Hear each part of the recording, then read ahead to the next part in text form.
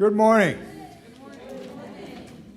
My name is Bill Bestpitch, and it's my honor to serve as your worship associate this morning. At this time, I would ask that you please put your hearts, your minds, and your cell phones in worship mode. So we welcome everyone here and online to the Unitarian Universalist Church of Roanoke for our service this morning. Special welcome to anyone who's here joining us for the first time. We hope that you will stay after the service for fellowship in the fellowship hall coffee hour immediately following the service. So now let's just take a moment to turn, maybe stand up and wave to the folks who are watching on YouTube.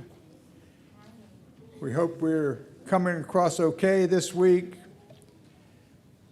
Anyone who is watching online that would like to put something in the Lifelines portion of the service, please put it in the chat in the next 15 minutes so we can be sure to include that. We acknowledge that our church resides on the traditional lands of the Tutelo and Monacan nations and was later farmed and developed through slave labor. We recognize and respect the ongoing connection to this land by generations of Black and Indigenous people. May our gratitude and fellowship here echo and honor that rich history. I'm going to go a little bit out of order in terms of mentioning our ministers. I wanted to share with you, as usual, that most of you know our former minister, Reverend Walter LaFleur, is on had to go on medical leave and is not serving the congregation any longer.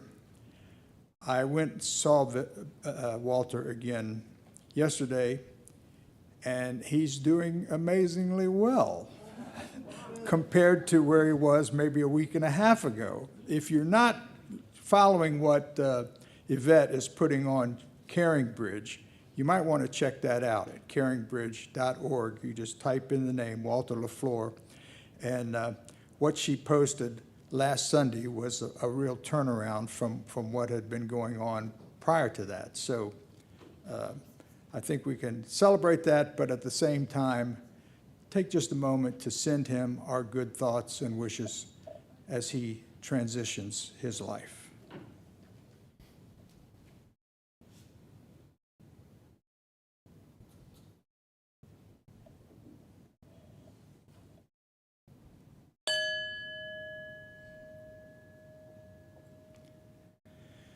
And today I have the great pleasure of introducing for the first time in a service our new minister, Reverend Jen Raffensperger, who is right up here toward the front. She officially started as of the 1st of August and will be in the pulpit for the first time 2 weeks from today on August 18. So I know we'll all want to make a special effort to be here that Sunday. In between Reverend Walter and Rev Jen, we've had our minister emeritus, Reverend Kirk Ballard, step up and fill in a fantastic way. And I just wanted to take a moment, right? Yes. Thank you. Thank you. I'm so happy that I didn't have to tell you that we needed to give him a big round of applause. But I wanted to mention especially one of the announcements in your order of service. After the service next Sunday, which will be his last scheduled time in the pulpit, I'm not sure he'll never be in this pulpit again, but probably someday he will. But we will have a potluck after the service next week. So I hope everyone will make a real effort to be here to let him know how much we appreciate what he has done during this interim period. And even folks who are at home watching us, one Sunday, get out of your pajamas and come on over. We'd all love to see you. So if you will join me in reading the words of welcome, which I hope runs. Whoever you are, whomever you love, however you express your identity, whatever your situation in life, whatever your experience of the holy, as you come seeking love, your presence here is a gift. Whether you are filled with sadness, overflowing with joy, needing to be alone with yourself, or eager to engage with others, all who welcome all are welcome here. And our covenant, we commit to supporting each other with respect and direct communication as we work in community to explore spiritual growth and to be a force for good in the world. And I should mention at this point that our speaker this morning is a longtime member, familiar to most of you, I think, Bill Hackworth. Bill wrote a history of the church, which is very informative, several years ago. And if you haven't yet, get to know him. Maybe you can take a moment after the service to introduce yourself.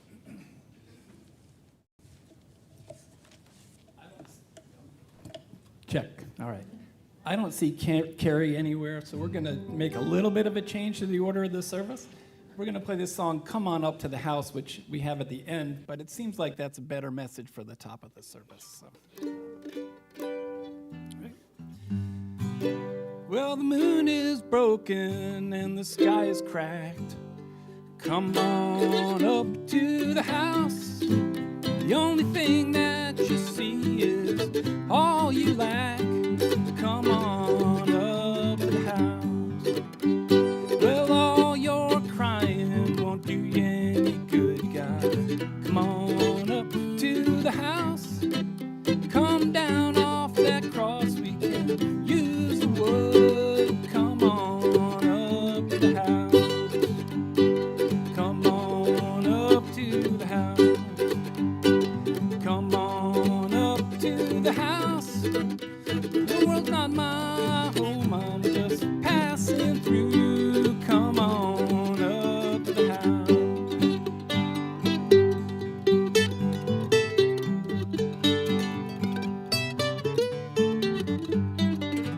There's no light in the tunnel, no irons in the fire. Come on up to the house. You've been singing lead soprano in junk band's choir. Come on up to the house.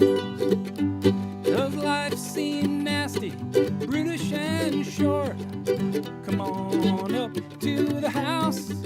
Seas are stormy, you can find no port. Come on up to the house. Come on up to the house. Come on up to the house. The world's not my home, I'm just passing through. Come on up to the house.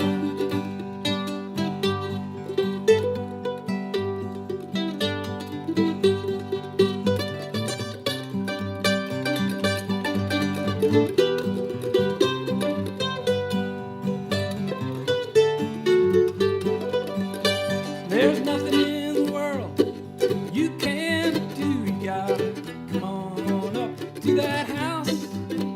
You've been whipped by the forces that are inside you. Come on up to the house. Now you're high on top that mountain of woe. Come on up to the house. And you know you should surrender, but you can't let go. Come on up to the house. Come on up to the house. Yeah, come on up to the house.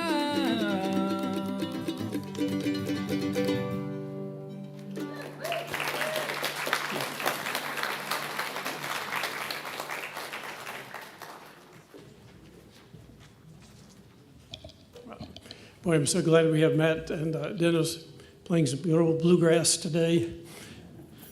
You know, when I grew up in eastern Kentucky, it was just called music, you know. But today is probably the first time we've ever had a reading in this church by Ronald Reagan, but I found one I thought was very apropos. Reagan wrote, I received a letter just before I left office from a man. I don't know why he chose to write it, but I'm glad he did. He wrote that you can go live in France and you can become a Frenchman. You can go live in Germany or Italy, but you can't become a German or an Italian. He went through Turkey, Greece, Japan, and many other countries. But he said anyone from any corner of the world can come to live in the United States and become an American. Thank you.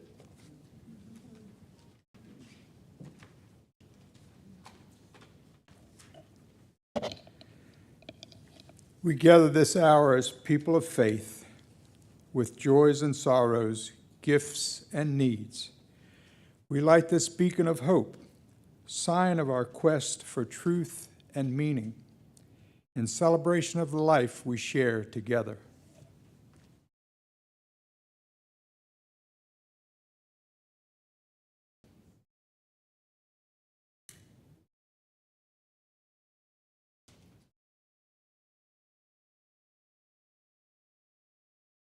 May the light we now kindle inspire us to use our powers to heal and not to harm, to help and not to hinder, to bless and not to curse, to serve you, O Spirit of life.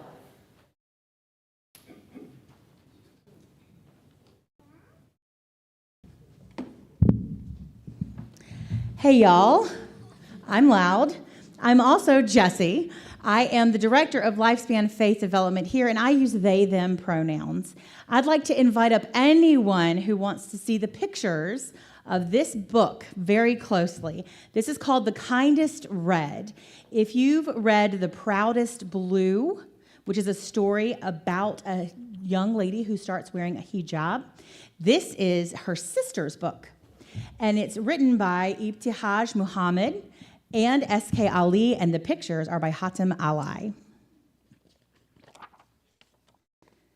Mama holds up the dress. My sister Asia's dress. Before that, Mama's dress. Now it's mine. I hug it close. I've been waiting so long to wear it. Asia does my hair just like Mama taught her. She says, "Almost done, Fiza," just like Mama. I get to slide the sparkliest scarf pin into Asia's hijab to hug it tight. Mama takes our picture day picture. Does that happen at your house? You take a picture before picture day? That always happened when I was a kid. I had to take a picture because I would get really dirty before we took the school pictures. My kind, beautiful girls, remember you are strong and smart. You can do and be anything. At school, my friend Sophie twirls in a dress with big red roses and the biggest red sash. I twirl to show her we match. We march into class together. Today is a special day. It's time to think about what kind of world we want to live in, Ms. Ramirez says. What kind of world do you want? She writes all of our answers on the board. What kind of world do you guys want? A fun world? Yeah, so some people said a funny world, a healthy world, a fair world. Hey, that's on here. Nicely done. An ice cream world, a candy world. Hey, that's on here too. Unicorn world is on here. It's going to be such a good world. Ms. Ramirez asks each of us to draw the world we want and give it a name. Everyone around me picks their colored pencils. I see Sophie drawing superheroes, lightning bolts, and flowers. Mama would say, draw a beautiful world. Asia would say, draw a strong world. What do I want? A kind world. A world where there's always a friend nearby. Hey, she's pretty good at illustrating things. A world of friends helping one another. Okay, class, recess time, Ms. Ramirez says. Are you ready to make your wishes for the world to come true? When we get outside, I link my arm with Sophie's. Let's make the world kinder, I say. With our superpowers, Sophie says. We look for ways to grow a kind-powered world. Molly wants someone to bounce a ball with. And what did they do? They bounced the ball with Molly. Andre wants to play with London, so we look for her. Jada wants to play tag, so we chase each other. It's going to be such a good world. At our second recess, our class keeps using our powers to make the best world. I run to Asia and make her day even better and ask her, "Is there anything I can help you with?" She smiles and gives me and Sophie and Jada a turn with her basketball. We feel even more powerful after that. Priya needs help putting a Band-Aid on her hand. Sophie needs her sash tied into a big bow. Mateo needs help with his bow tie. Sophie needs her sash tied into a big bow. Violet and Felix need to stop fighting over the jump rope, so they decide to take turns. When it's time to line up, Sophie needs her sash tied into a big bow. Again. Mateo and I help her. Our class picture is full of big smiles. What do you see in this class picture? Kindness.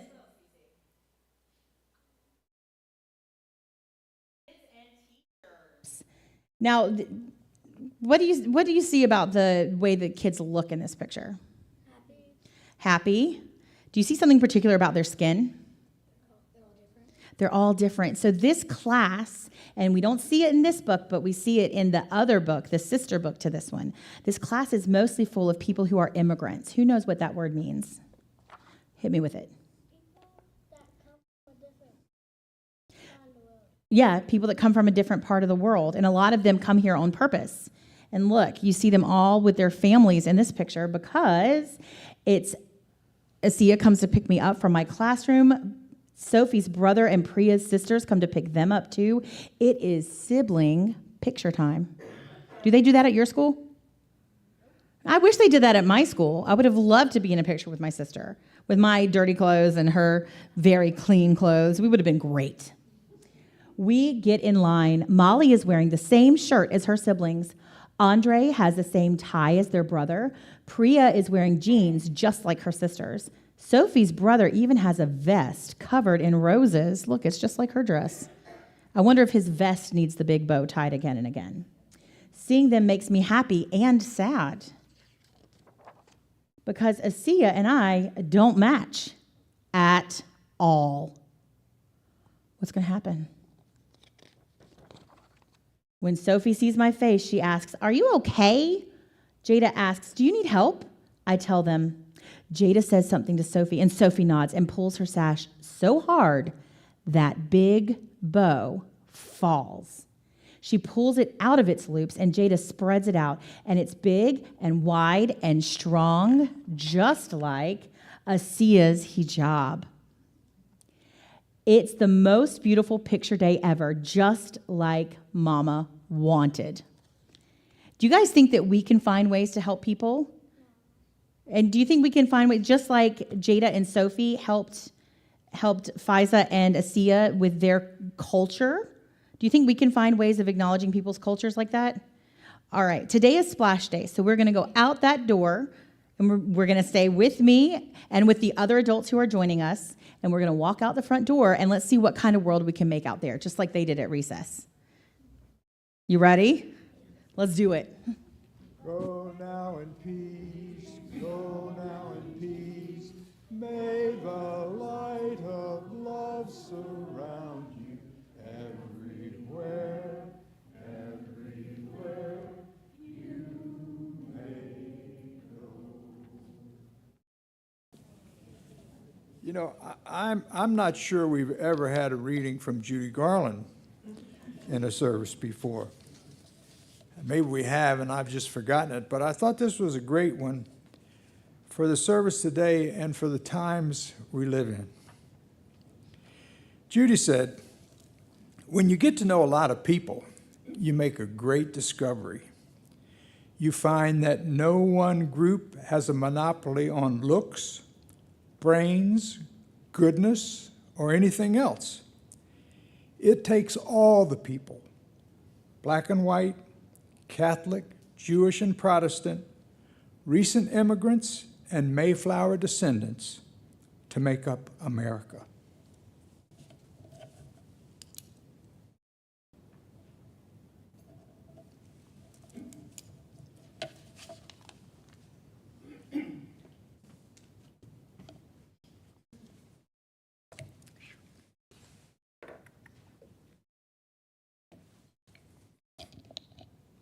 Good morning again. Many years ago, I read a book, a rather scholarly book. It was published back in 1999. It was called Legacy of Hate, A Short History of Ethnic, Religious, and Racial Prejudices in America by a professor by the name of Philip Perlmutter. Since then, that book has probably been banned in Florida and some other areas in the country, but I decided to read it again recently. And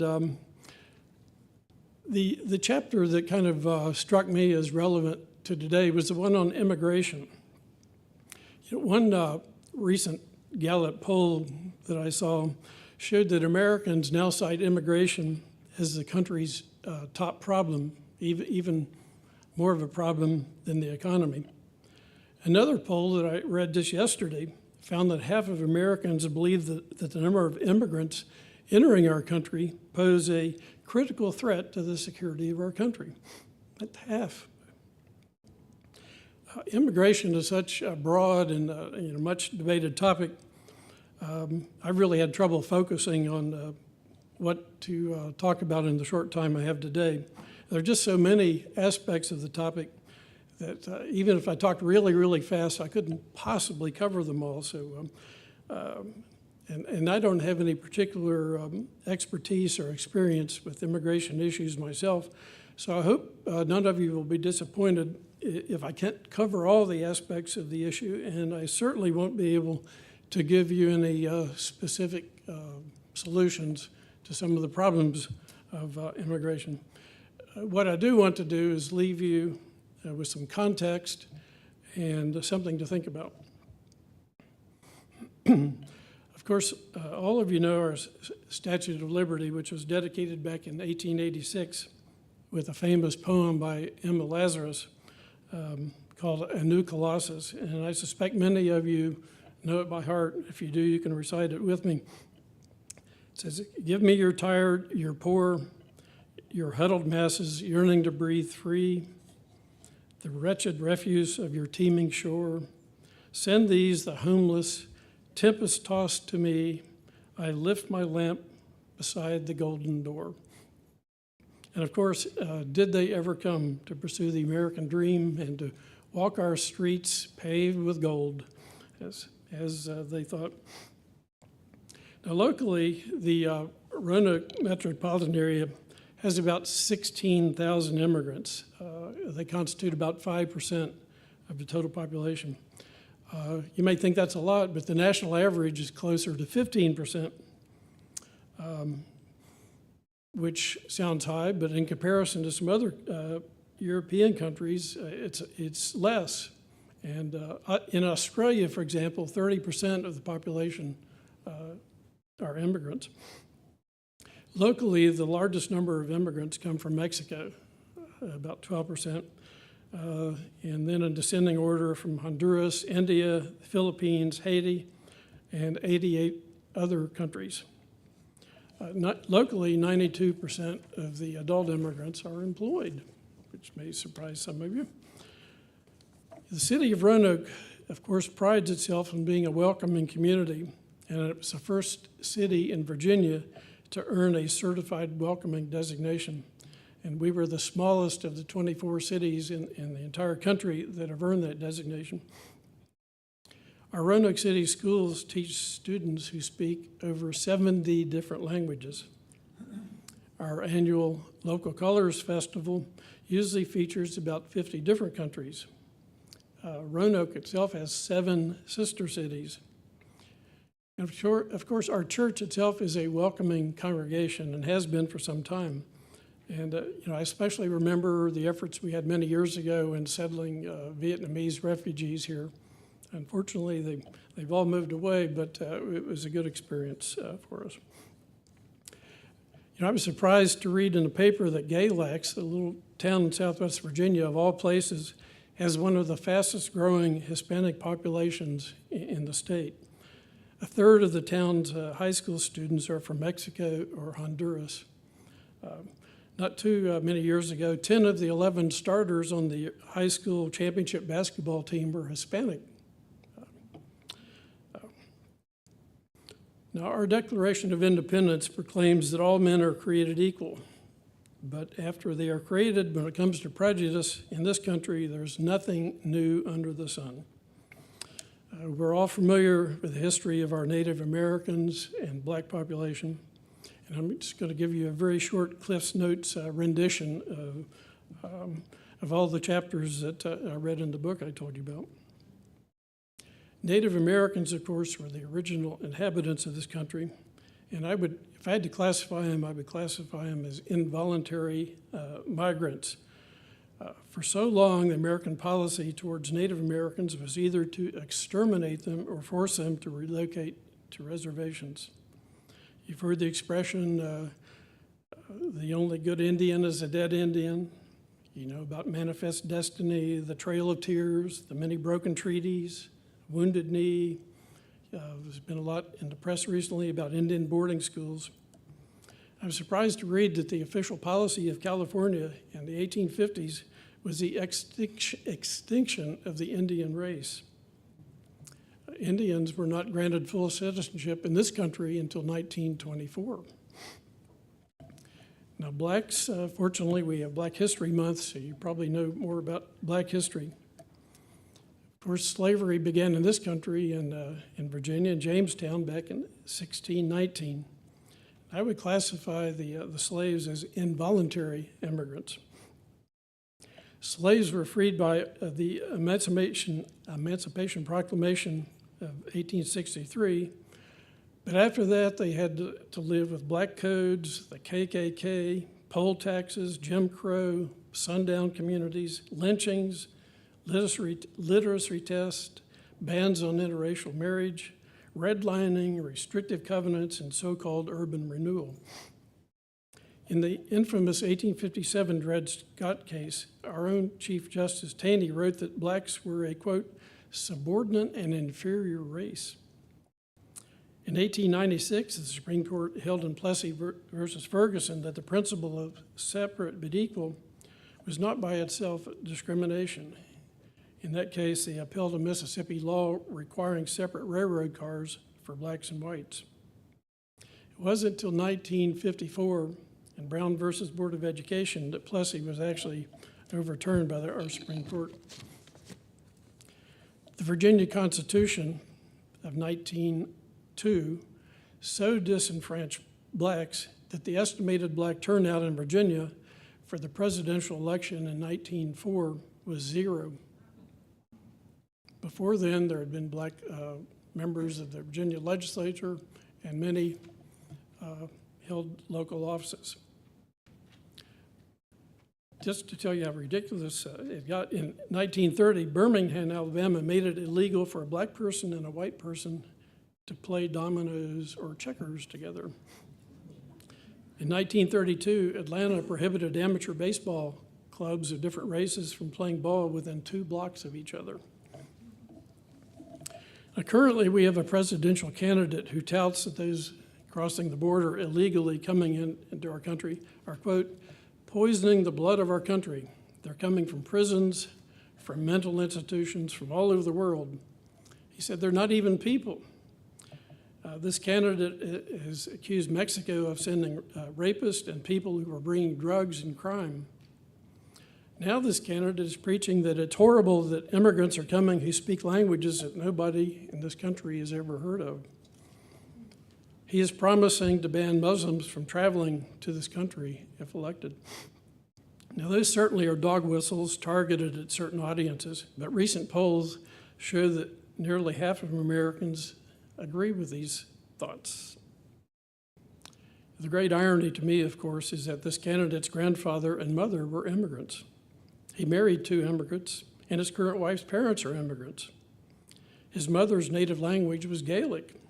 2 of his wives originally spoke, one spoke Czech and one spoke Slovenian. And I don't know about you, but I wouldn't recognize either one of those languages if they were spoken. So when you look at our country's history, it isn't surprising to me that we're hearing what we're hearing from this candidate. We have a long history and an ever-repeating cycle of majority group members disliking minority ones and the latter disliking each other. No minority group has ever been immune to some form of or degree of intolerance in this country. It just doesn't seem to be part of human nature for people to readily identify with other groups. So I'm going to give you a brief look at some of our own American experience, which has been pretty much ethno-centristic with the Anglo-Saxon superiority prevailing. In Virginia, back when it was a colony and mostly Anglican, Catholics were disenfranchised and priests were expelled from the Commonwealth. Quakers were also banned. When the French Acadians were driven out of Canada in the 1750s, Virginia even refused to let them land. Throughout our history, Catholics have probably been the most hated religious group in this country. In the 1750s, Benjamin Franklin wrote that, quote, "The Spaniards, Italians, French, Russians, and Swedes are generally of what we call a swarthy complexion, as are the Germans also, the Saxons only excepted. They were not to be liberally admitted to Pennsylvania because, as Franklin argued, why should Pennsylvania, founded by the English, become a colony of aliens who will shortly be so numerous as to Germanicize us instead of Anglifying us? And they will never adopt our language or customs any more than we can acquire their complexion." He believed the Scotch-Irish to be barbarians and German immigrants to be the, quote, "most stupid of our own nation." You never think that of Benjamin Franklin, do you? One irony to me, as an amateur historian, is that during the American Revolution, 11 of our major generals and 16 of our brigadier generals were foreign-born, including Lafayette, Pulaski, Kosciuszko, and von Steuben. In the early 1800s, Manhattan's Tammany Society was anti-Irish.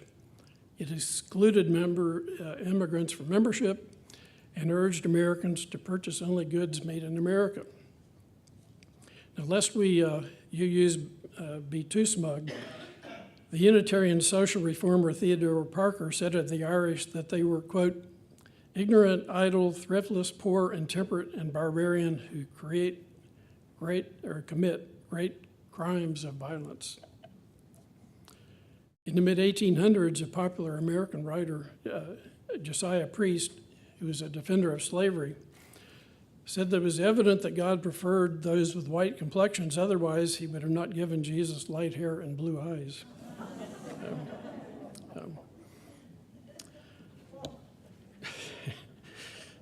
During the same period, Mormons, of course, most of who were born in this country, were attacked and driven westward. In the 1850s, the very aptly named Know Nothing Party won offices at every level of government on an anti-Catholic, anti-immigration platform. Abraham Lincoln wrote, "If the Know Nothings gained control, the Declaration of Independence would be rewritten to read, 'All men are created equal except Negroes, foreigners, and Catholics.'" Until 1876, New Hampshire's Constitution prohibited Catholics or Jews from serving in the state legislature or serving as governor. This country, we've always seemed to welcome immigrants when we need them. The trouble usually starts when they start displacing Native Americans for jobs. When we needed labor, for example, to build the first railroads, large numbers of Chinese were welcome. That is, until 1882, when the Chinese Exclusion Act banned them from entering the country. Likewise, in the early 1900s, as German, Irish, Italian, and Eastern European immigrants fled their countries for our shores, Americans began turning on them. That wave of immigration was accompanied by the migration of blacks to the north, all of which roused the Ku Klux Klan from its slumber after the post-Civil War era. The reinvigorated Klan warned that the nation was in great danger, describing immigrants as invaders, practicing dangerous foreign religions, namely Catholicism and Judaism. The Klan's message of white supremacy and Protestant Christianity was a winning one, and by 1924, the Klan had nearly 4 million members. Politicians of all levels joined the Klan. Even President Woodrow Wilson praised the group. What followed was the Immigration Act of 1924, which banned Chinese and Japanese, cut the number of immigrants sharply, and restricted them mostly to Northern Europeans, with quotas for those from Eastern and Southern Europe. Immigration from Asia was still banned, and quotas were not abandoned until 1965. At one time, it was common for foreign languages to be forbidden in our schools.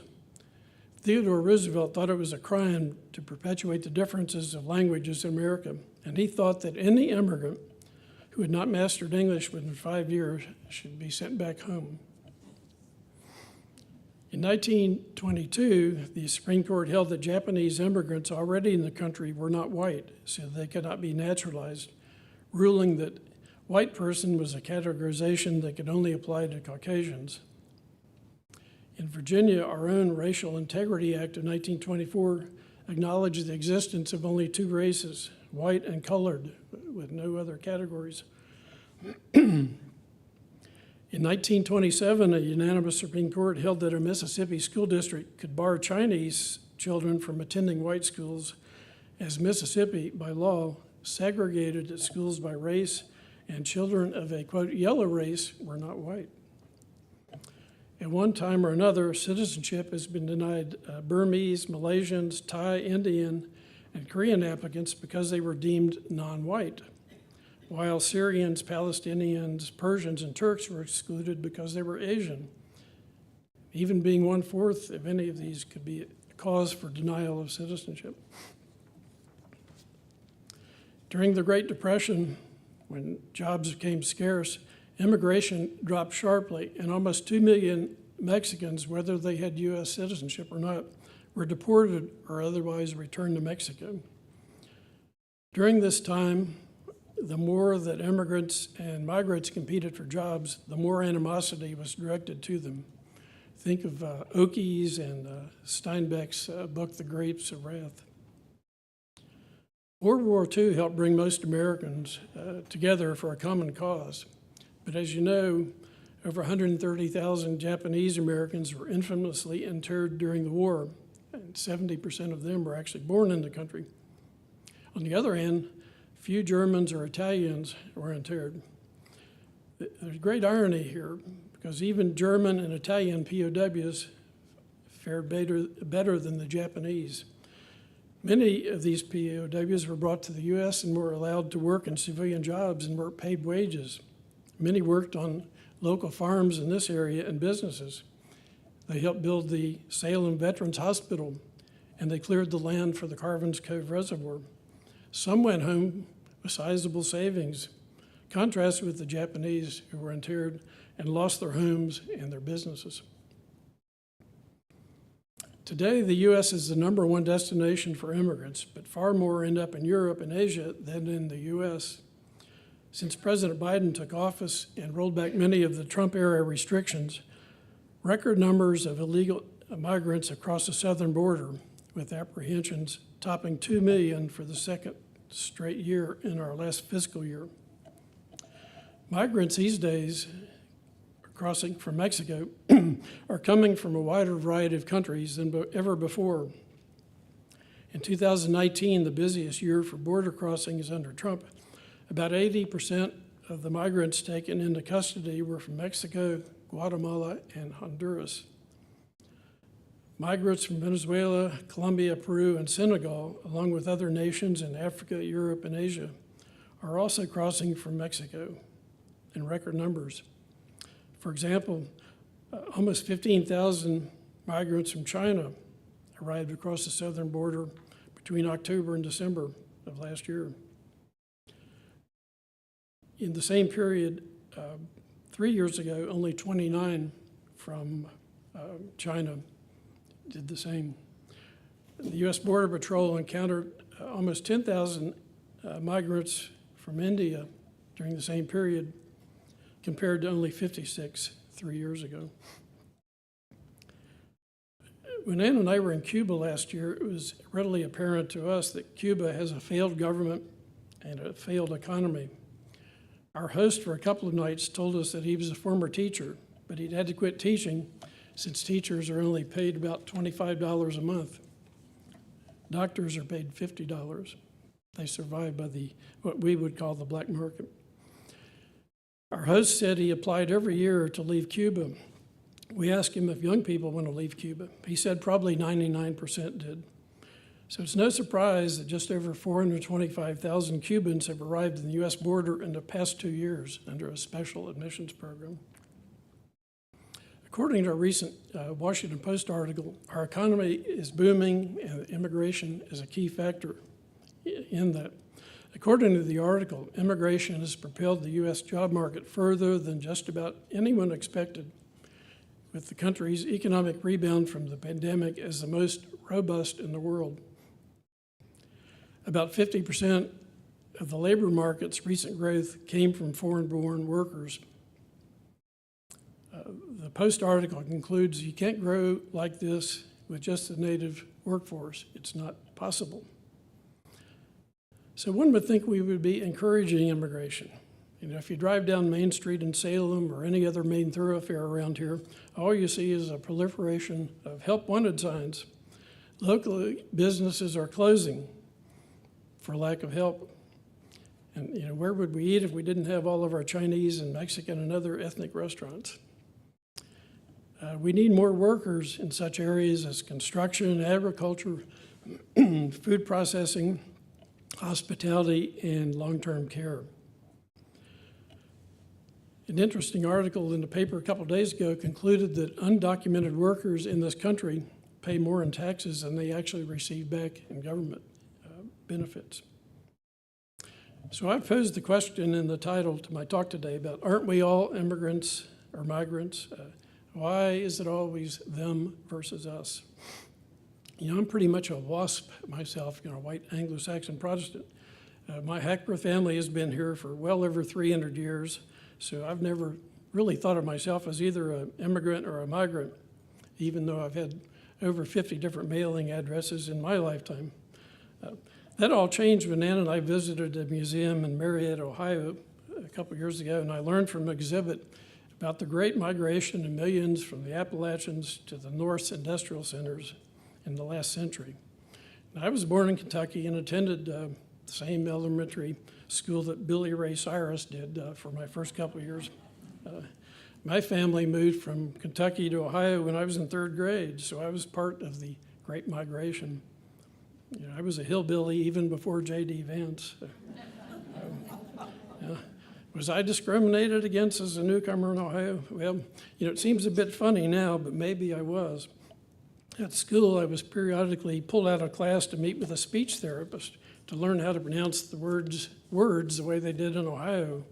You know, I had to say power rather than pyre, or tower as opposed to tire, but which I don't think I do anymore, do I? And catches me sometimes, but things. But so, having said that, I'll just leave you with these questions. I told you I was just going to give you something to think about. I don't have solutions to all of these issues that are now being debated about immigration. But let me ask you this. If you couldn't find a job, or there was a war or civil strife in your country, or your family were starving, wouldn't you want to move to a better place? Are there really only 2 types of immigrants, those who are terrorists and criminals and pitiful charity cases, or are most immigrants simply like the rest of us? Do you think our intergroup relations in this country are any better today than in the past?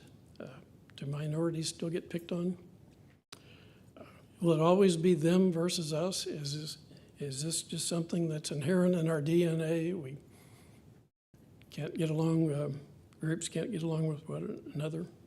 And the big question, of course, is just what should our immigration policies be? So those are your homework assignments. Thank you.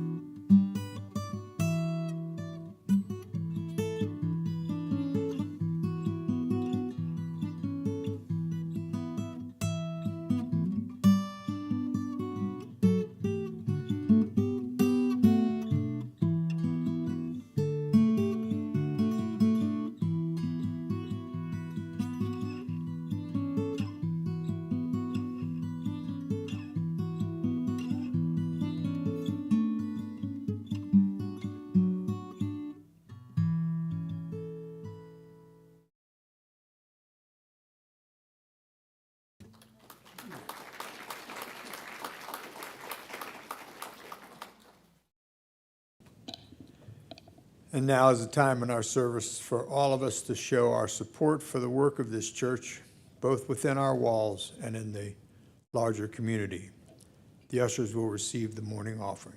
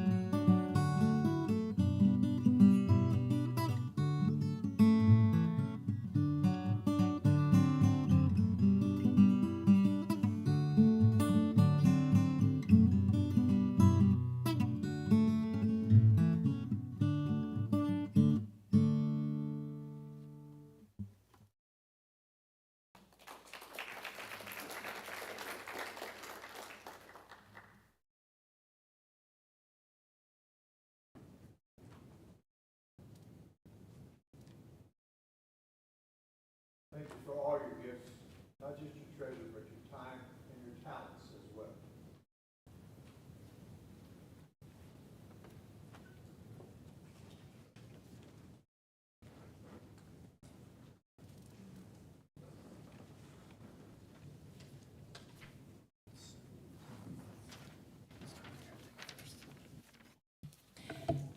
Good morning. I'm Jane Harrison from the Caring Committee, and one of many duties that we have is to share the joys and concerns of this congregation.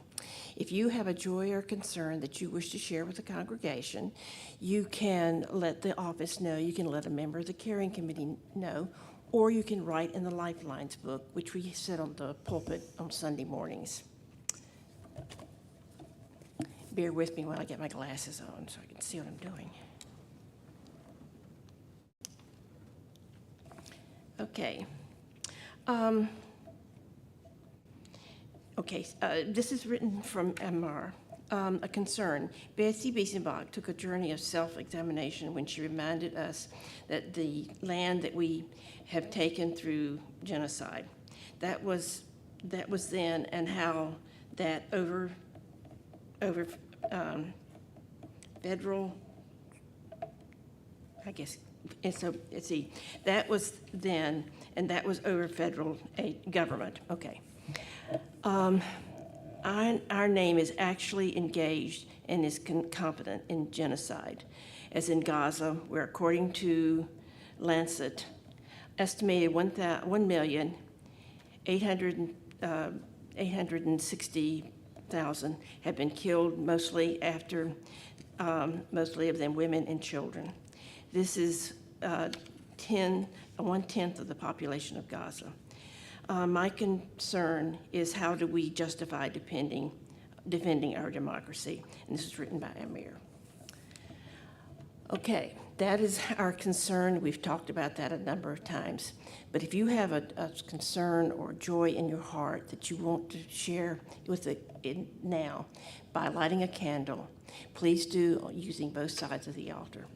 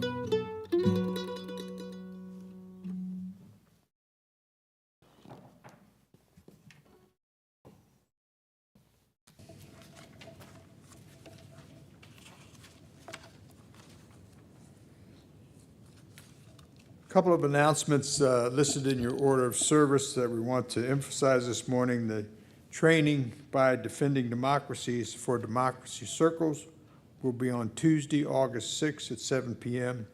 here at the church. As you can see from the poster to my right over here, we've reached our boiler fundraiser goal.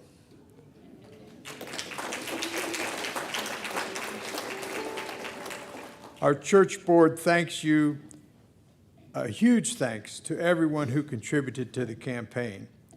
As a result of your generosity and stewardship, we have raised more than $53,000, and we appreciate your support for this effort very much.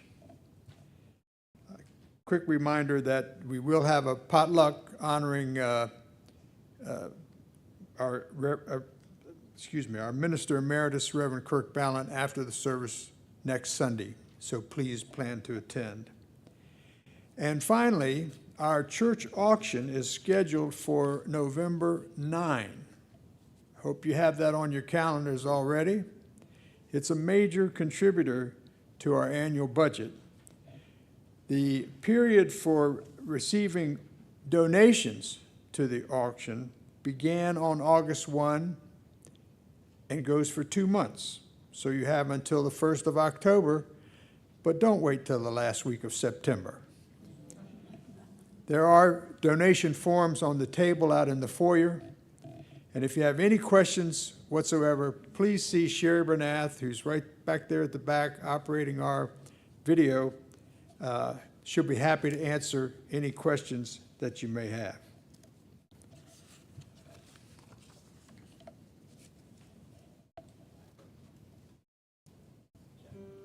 Yes, okay.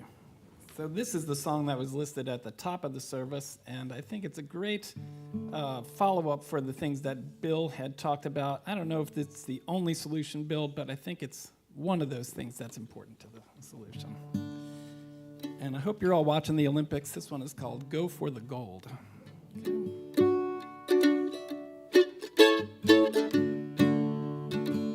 There's only one rule that you must heed. It conquers fear, hatred, and greed. It trumps all others, your soul to feed. There's only one rule that you'll ever need. You could be Hindu, you may be Sikh. It makes no difference what tongue you speak. You could pray to Allah or be an atheist, but you'll be righteous if you remember this. It ain't the silver, it ain't the bronze, it's the foundation that all rests upon. No precious metal will save your soul, but if you seek glory, go for the gold.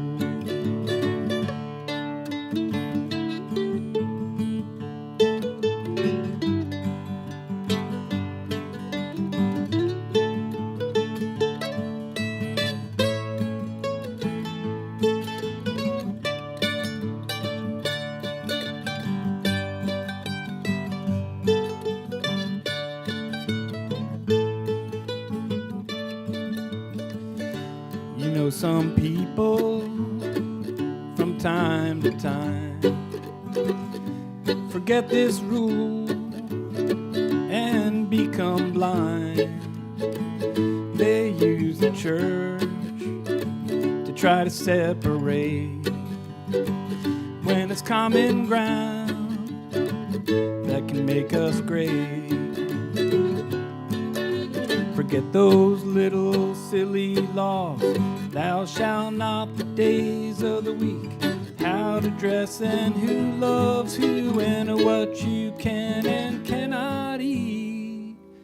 When you go home now, remember please to count your blessings down on your knee and make a promise to do the best you can. And to every person, try to be a friend. It ain't the silver, it ain't the bronze. It doesn't matter what team you're on. No precious metal can save your soul. But if you seek glory, go for the gold. No precious metal can save your soul. But if you seek glory, go for the gold.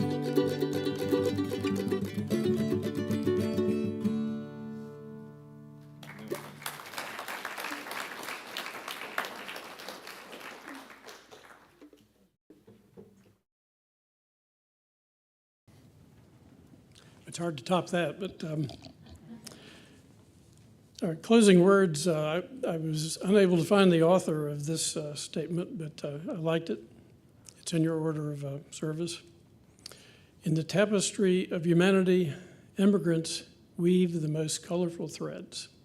And since we're all immigrants, let's all go forth and weave some colorful threads. Thank you.